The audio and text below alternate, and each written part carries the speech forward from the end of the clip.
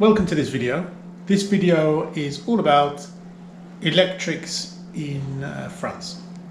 I don't mean fitting sockets and wires and appliances. I mean the actual supply of electricity to the house, how it's done, and more importantly, stay tuned, how you can save money.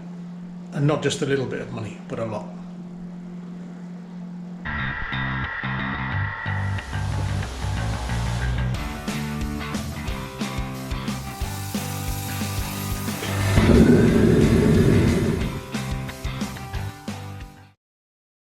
How are we going to do this video? Let me just give you a quick run through of how the meter and tableau consumer unit, how that's laid out in this house we're in at the moment. But before I do that, I'm just going to quickly show you an older version of the meter layout at my other house. So take a look at this. This is the old one, and see you shortly. Last inspected 2017, so it's a long time ago. And this is quite an unusual setup, but just look at the right hand side. The left hand side is for a separate supply because this house was split into two flats. So there's a single phase supply which is to the left, and then on the right we have the three-phase supply, like that, for the top flat.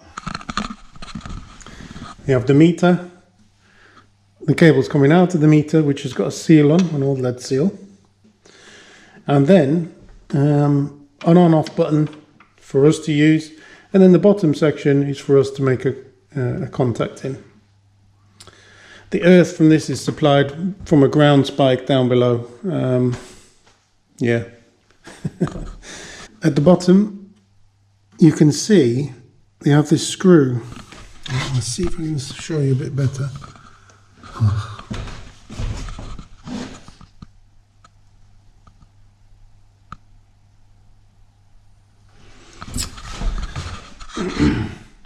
You probably can't see it, but where that screw is, there's 5 of them with different numbers, and the screw is under one of the numbers on each phase. That screw is under 20, which means that each phase can supply 20 amps before it cuts out.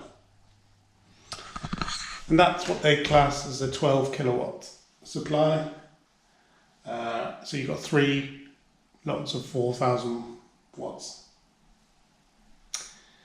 There you go. I just thought I'd show you the older one.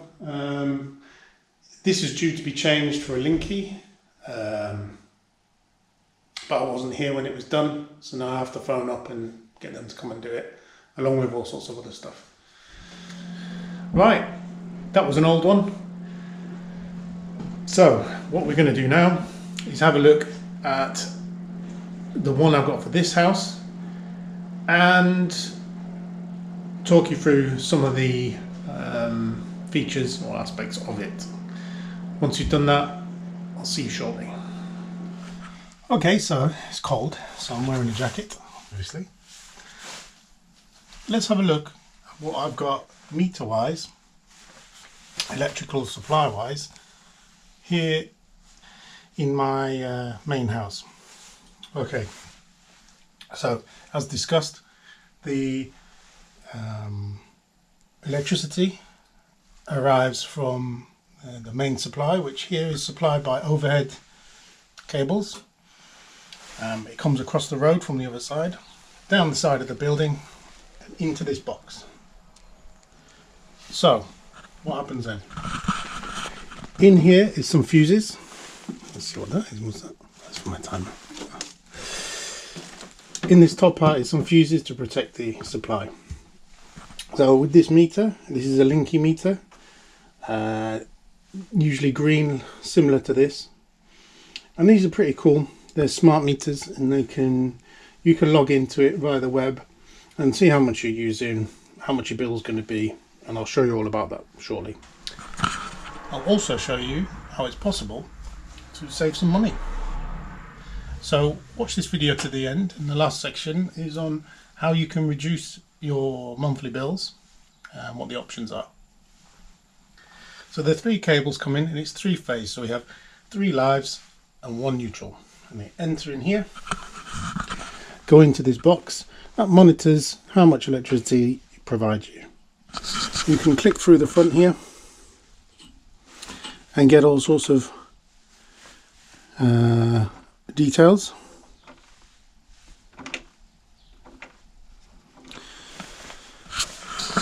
So effectively you can do a meter reading there. But what you can also do, and this is completely legal, there's no problems at all, is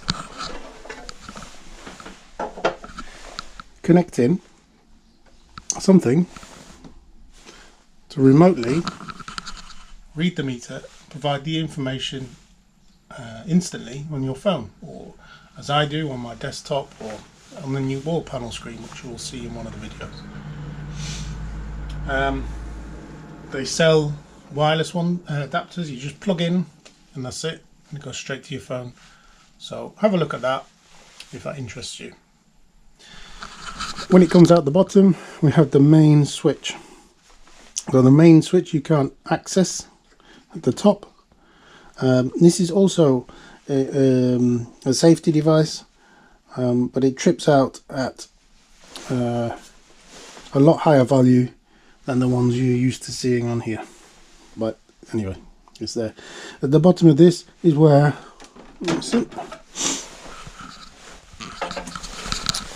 you make the connections. So you've got 3 lives and 1 neutral. So that's a 3-phase meter setup. Now with the 3 phases going in here, so you've got 1, 2, 3 phases. The electricity company is coming to change this meter to single phase. Okay, so why do I want single phase? Because I'm going to go and do a specialist solar setup, and it vastly reduces the cost of everything that I'm going to do from then on if I have to do single phase rather than 3-phase. For example, they do make 3-phase inverters, but the type that I want to buy, I would prefer to have single phase to reduce the cost, and I can get 2 of the inverters and have one as a redundant. But anyway, it has other benefits which I'll discuss later on anyway. There we go. So that is a typical 3-phase meter installation, and everything from here to this side is done by an electrician. Everything from the switch here upwards is the responsibility always carried out by NEDs who provide the power here.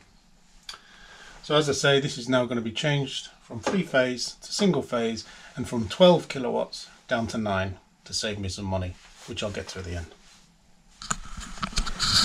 This is how you can tell it's a 3-phase. So you have this little flux capacitor.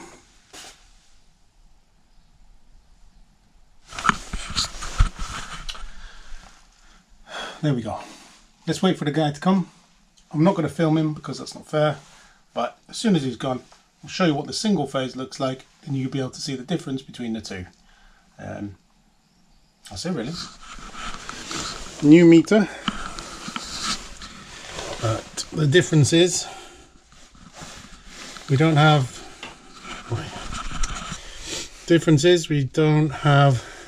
the flux capacitor anymore. So that's just 1 phase. That's it.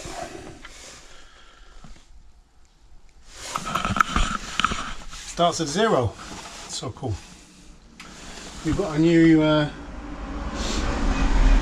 60 amp switch, maximum. That's it. So as you can see, he will not connect this back. That's not his job. He's just to put this in place. Something else to show you. Pull this. Doing this one-handed. Yeah. Inside here we've got the, you can't get into this, it's the manufacturer's, sorry, the installer's lock. But we do have our connections here for us to put back in our measurements. So yeah, I'll do that. Great, that's it. So now we know in this house, single phase, and let me show you this. It's an excellent way of displaying what's going on. Here we go. I've set this up so hopefully you can see. Yeah. That's how much power has been taken at any one time from the meter. You can see this on the meter itself, and I'll explain why that's useful. So my tariff has different days for pricing of the electricity. This is a tempo tariff, which I'll get to later. But you can see how much I've used of each different type. So you've got blue, white and red, on and off peak. It's a 9 kilowatt supply, so there's 45 amps from one phase. That's the current color now, so that's on peak blue day. At 8 o'clock that will change to tell me what color it is tomorrow. That's it. So if we go back to here, I've visualized this just so we know what color day it is. Blue is normal, and that's how much I've used this month on this, but whatever particular peak it is at any one time. So if we have a quick look here, this will give the last 24 hours of my electricity usage. So watts are up the side there, and then times of the day. This is really useful, and you can do this on the app, and we'll get there soon. You can really see when things have been used. So if we look at the bottom you have around about 300 to 350 watts on all the time. That is my computer servers, and that little sawtooth at the bottom there is the fridge coming on and off. So at 8 o'clock for a while there, last night, something else came on, probably the oven, because that was what I was cooking dinner quite late. During the day, I had the washing machine on yesterday afternoon, I had the oven on as well earlier on for lunch, you know, all that kind of stuff. But this here, so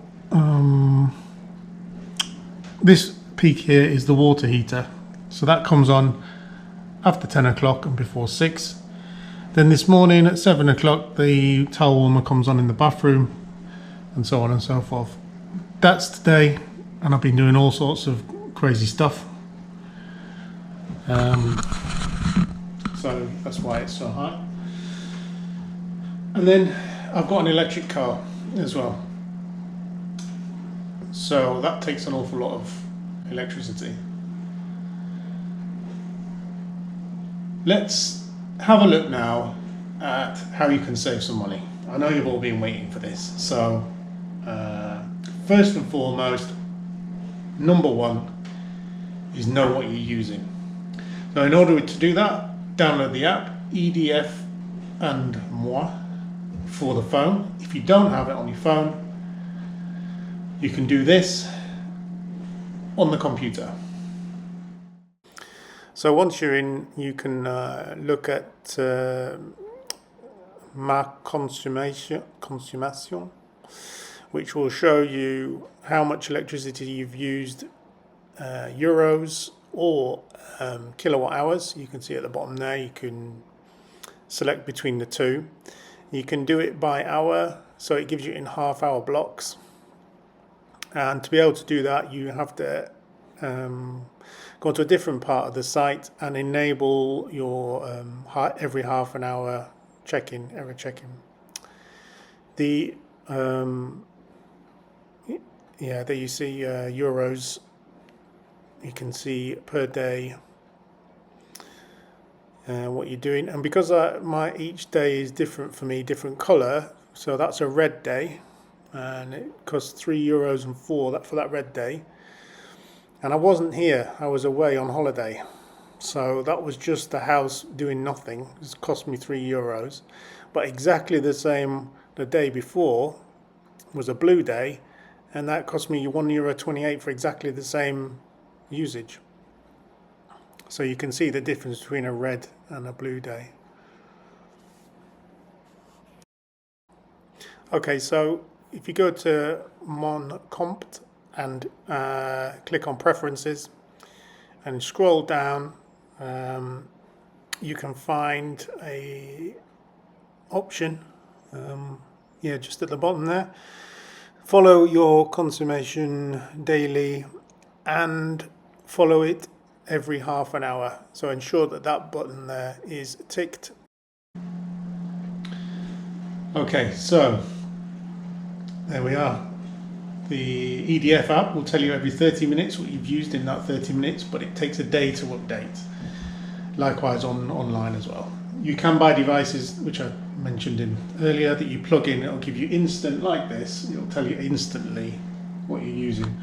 So as things change, that changes as well. Right, so that's number one, know what you're using. You can also use the meter itself to get this instant number.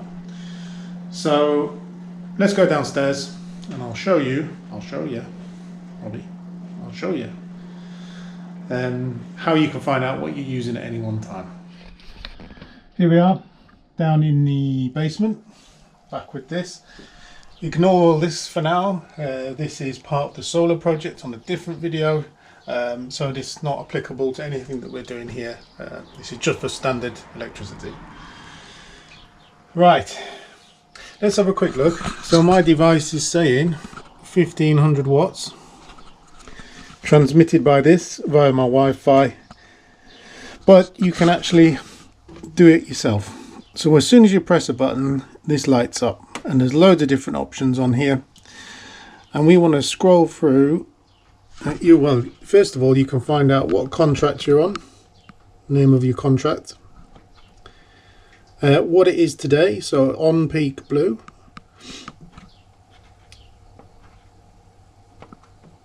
and then hopefully tomorrow's colour. It's not been transmitted yet. That gets transmitted at 8 o'clock. This is what we want.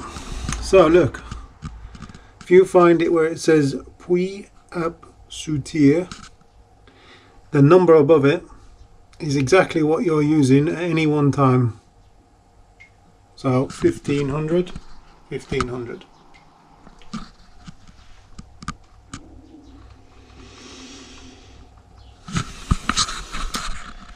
So that's constantly updated. If you have a 3-phase meter, like we just saw earlier, you can then go through and see what each phase is producing, but as this has only got one phase, then we'll just leave it at that. But that's incredibly useful. So knowing exactly what you're using at any given time is really, really helpful. My advice now is to go around, switch everything off, so everything's in standby or plugged in, as if you were going away on holiday. Come back and check this meter, and it should be very low, so around about 200 or 300 maximum. If it's any more than that, you need to go around, look at your appliances and find out what's taking the power at any one time. The favourite is electrical towel warmers. Any electric heating, then you need to look at those. Some of the towel warmers are on constantly, and then they just boost the temperature up in the morning or whenever you got it set. And some underfloor heating systems are the same. So please check your heating. If you're getting a large bill, it's probably something to do with heating. that's where it's at. Lights, virtually nothing. Obviously car charging is completely different. So that's it. That's how we know at any one time, using the meter, what we're using. Right. So tip number 1 was make sure you know what you're using and reduce the heating. It's usually always heating if possible. Tip number 2, what power are you taking from Enedis or EDF or whoever? And by that I mean you can use that now to go back through all your history, and I'll show you how you do that on the Enedis website. So we then look at the Enedis website and we can work out what the maximum power at any one time that you've ever taken is. Because they supply these meters in different power ratings, so 6, 9, 12, 15 kilowatts, most people, unless you've got fully electric heating, not going to have need for anything above 9. I did mention earlier problem with 3-phase. Unless your appliance is specifically 3-phase, so it has 3 live connections into it, then the difficulty of the 3-phase meter is, so you have 1, 2, 3. Your 9 kilowatt supply is split in 3, so you can only take 3 kilowatts from each phase before it trips out. So that's why they bump it up to 12 kilowatts, so you get 4,000 each phase. But sometimes that's not enough, so you could have the air source heat pump on one phase, and then you make a cup of tea and everything switches off.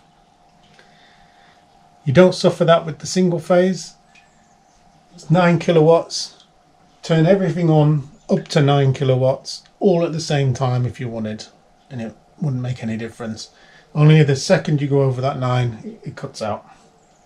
So you don't have to bother with balancing out the phases or anything like that. It'll just deal with it. Right. The lower the wattage that you take, so the contract is 6, 9 or 12 or 15. 6 costs you less a year than a 9. 9 costs less than a 12. So to save money there, we go on the Enedis website, we look back through our what we've used over the last year, and if we never use more than 7 is your maximum, then you get a 9 supply of a 9 rather than a 12 kilowatt. Once you're in the Enedis website, click on Puissance Max en Consummation, and it will show you what's the most you've ever taken, and just go back a year by clicking on the bottom left arrow, and that's it. I hope that makes sense. It's a lot of numbers, but don't pay for something you're not using. If you don't need a 12,000 watt supply, 12 kilowatt supply, just downrate it to 9. Alright, it might only be 30-40 euros a year, but it's money you're giving them when you could use it. It's a night out, isn't it? Anyway, coupled with the rest of the stuff, we should be able to save some more money. So that's the next tip. Right, sick of holding it. The last tip I'll give you to save money is, what contract are you on? I'm going to stick with EDF because most people have them. You may have a different supplier, but they do similar tariffs. So you have a standard base tariff, and I'll put on the screen at the time of producing this video how much it costs per kilowatt hour, and that's what your meter runs on. It's a measurement of how much energy you've used in an hour. So the base tariff is on screen. Then you have on and off peak tariff, heures plein, heures creuse. So that has 2 different prices. The price is on screen, and also the off-peak price is on screen. So it looks like a good idea to have the on and off peak, right? Probably not. If you're watching this and you don't use over 40% of your energy overnight, which not many people do, it's going to cost you more. I know it sounds silly, but I'm afraid that's the way it is. So you need to go back to the EDF site, look at how much you've used, and you can find out from your last bill, or there are simulators online where you can put in your meter readings and it will tell you which tariff you'd be better off with. I'm willing to bet that it's the base tariff.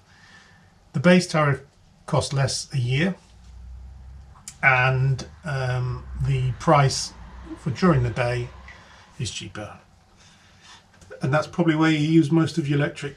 If you've got an electric cooktop, if you've got electric heating that you use during the day, unless you charge your car at night or consume vast amounts of electricity at night, looking to get in the base tariff.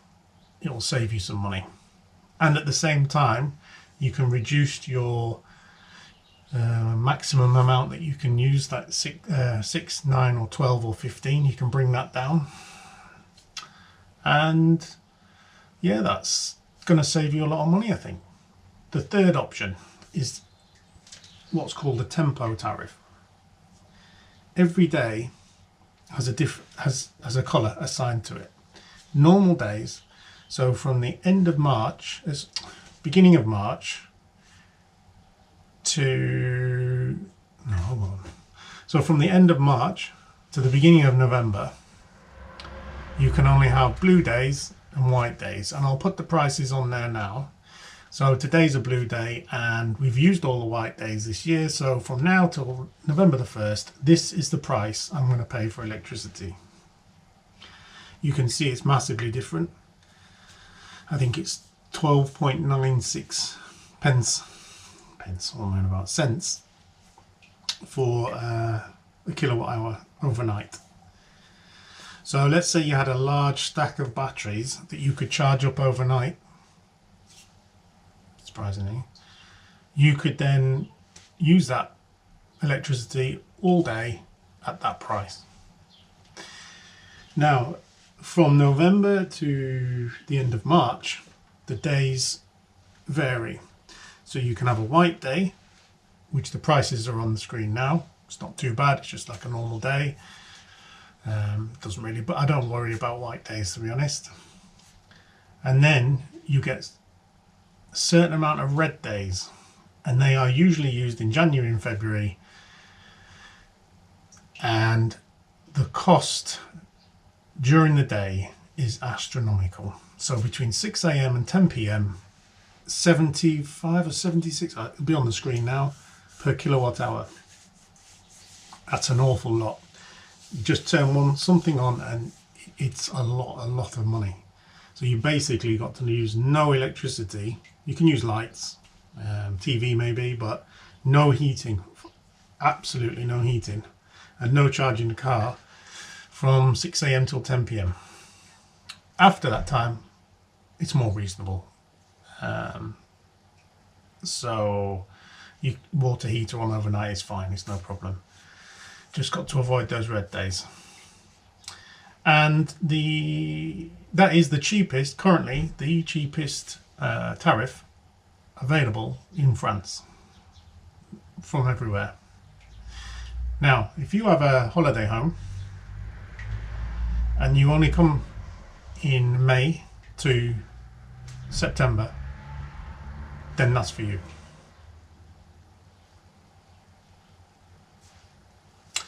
Because you miss all the red days and the electricity is super cheap. Okay, then to recap, monitor what you use, find out what uses the power, and see if you can reduce it by using LED bulbs. Find out if your heating comes on when it shouldn't, and just try and reduce it like that. Secondly, look at how much you're paying for your contract power wise. You may be just giving them money for no particular reason. You don't need to do that. And third, have a look at different tariffs.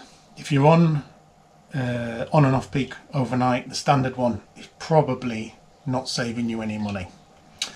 And look at changing the tempo. If you can do 5 of those red days on a row in January or February, or if you're not here, if it's a holiday home and you never come in January, February, that's the one for you. Everything is super cheap. And that's it. I hope this wasn't too complicated and it's helping you out. If you like this video, please subscribe. If you've got any comments or questions, just put them below and see if I'll answer them. I'll even do another video if you want anything else explaining. And don't forget to pop over to French Ear Trumpet, the other channel where I do with Colin, where we just talk about all sorts of stuff. Sometimes it's French related, sometimes it isn't, but it's like a podcast you can have on in the background. And yeah, really enjoy making those. So thanks for watching, and I'll see you next time.